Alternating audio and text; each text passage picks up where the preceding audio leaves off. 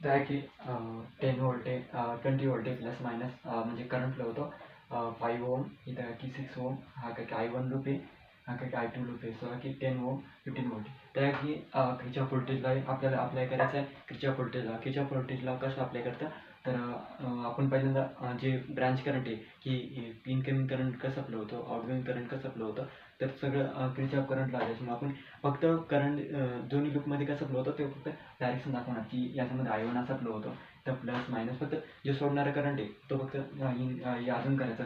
तर आहे की 20 डायरेक्ट 20 घेतलं कारण व्होल्ट आहे ना, 20 डायरेक्ट घेतला 20 मायनस 5I1 मायनस हा काय कॉमन टर्मिनल आहे, त्याच्यामुळे -6I1 -I2 कारण आपण I1 साठी अप्लाय करतो ना. सो काय की I1 -I2 -6I1 -I2 = 0. तर 20 -5I1 -6I1. आता हा की मधला जो मायनस आहे तो मायनस आहे, हा मायनस प्लस I1. सो काय की 6I2 = 0. सो आहे की यांच्या दोघांची जर ॲडिशन केली -11I1 +6I2 =-20. हा झाला, याला नाव द्यायचं इक्वेशन नंबर 1. ओके, याला नाव द्यायचं इक्वेशन नंबर 1. आता आपण याच्यासाठी अप्लाय करू. सो की याच्यासाठी काय मी apply KVL at loop 2.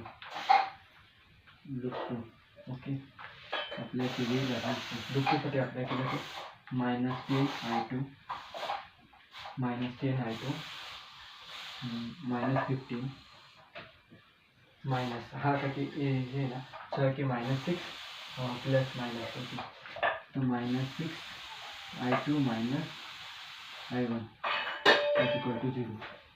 Okay, -10I2 हा की -15 आहे की इकडे घेतला की +15 होऊन जाईल, तो की +15.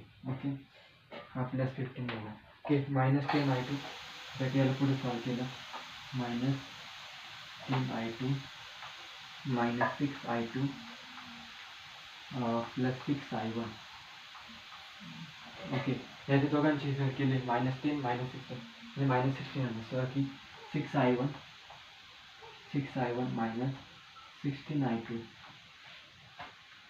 = 15. याला इक्वेशन नंबर 2 नाव देऊ. तर की इक्वेशन 1 आणि इक्वेशन 2 काय की कॅल्सीमध्ये पुट करायचे.